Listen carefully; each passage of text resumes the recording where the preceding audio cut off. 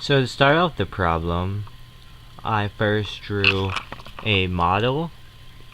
Here it shows that the trench starts here and you can only use 400 feet, and this is the light post, and exactly 400 feet from the light post the light was 150 feet away, and this shows the underground cable that has to go from here to the boring machine.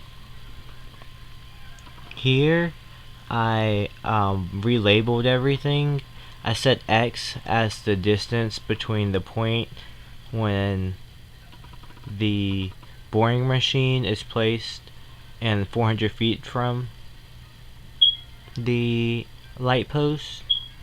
So that's X, and then once again this is the 100 feet from the light to the 400 feet away. So I've set that as X.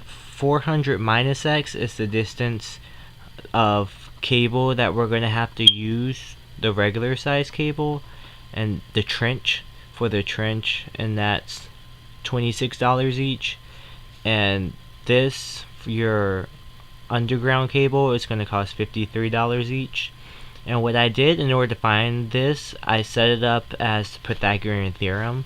So this is your leg squared plus your leg squared, and you take the square root of that, and that gives you the length of the underground cable. So in order to find your total cost, you have to take the cost of the trench digging and add it to the cost of the boring machine the underground cable is going to cost. And when I plugged everything in, I plugged in the $26 for each plus the length of the trench cable, and then $53 plus the length that I talked about before of the underground cable. In order to find a minimum, I took the derivative of it, which is this right here, and I set it equal to 0, and then just solved for X. And afterwards I found that X equals 84.4 repeating.